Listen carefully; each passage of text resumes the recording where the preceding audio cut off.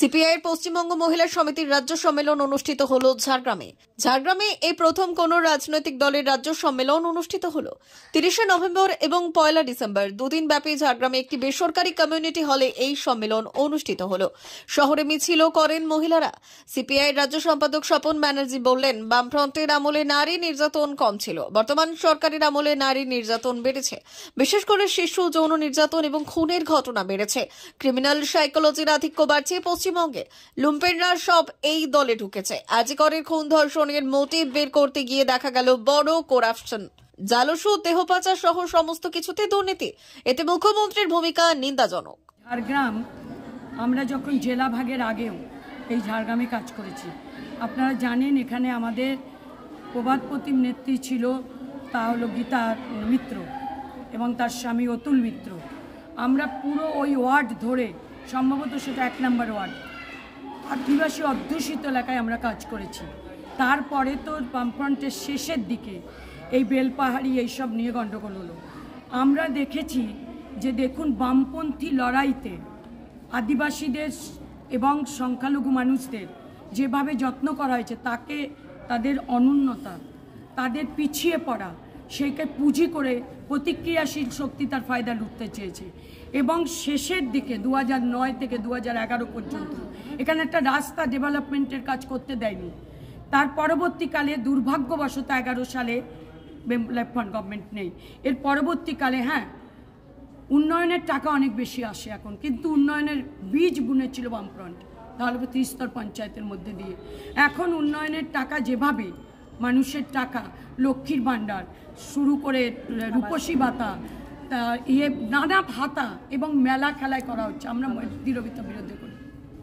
আবাসনগুলো যেভাবে বন্টন করা হচ্ছে, সে বন্টনটা করা হচ্ছে কিন্তু মুখ চাওয়াচাই করে, স্বজন পোষণ করে।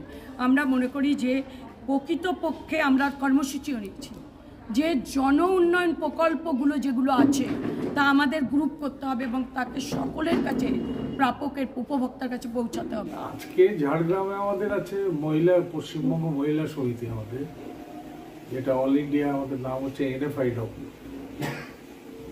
তারই রাজ্য সম্মেলন হচ্ছে। গতকাল শুরু হয়েছে, আজকে শেষ হবে। সেই জায়গাতে দাঁড়িয়ে এই কর্মসূচির মধ্য দিয়ে মহিলাদের নারী সুরক্ষা নিয়ে পশ্চিমবাংলার বুকে কীভাবে দেখছেন? ব্যাপার হচ্ছে যে নারীদের উপরে তো ক্রমাগত অত্যাচার এবং নিপীড়ন বাড়ছে সারা ভারতবর্ষ জুড়ে। এটা এক সময় ব্যতিক্রম ছিল পশ্চিমবাংলায় সেই দিক থেকে নারী সুরক্ষা এবং নারীদের উপরে নির্যাতন কম ছিল, বিশেষ করে বামফ্রন্টের আমলে। মমতা ব্যানার্জির রাজত্ব কায়েম হওয়ার পরে 2011 সাল থেকে এটা ক্রমান্বয়ে বাড়তে বাড়তে এখন তো প্রতিদিন খবরের কাগজ পাতা উল্টালেই দেখা যায় ধর্ষণ, খুন, ধর্ষণ শুধু না, ধর্ষণ এবং খুন। আর সব থেকে দুর্ভাগ্যের ব্যাপার হচ্ছে যে শিশুদের ওপরে এই যৌন নির্যাতন এবং তারপরে তাকে খুন করা, 3 বছর 5 বছরের বাচ্চা। অর্থাৎ একটা ক্রিমিনাল সাইকোলজি ডেভেলপ করছে যেসব ক্রিমিনালদের মধ্যে, তাদের আধিক্য বাড়ছে পশ্চিমবঙ্গে। এবং এর জন্যে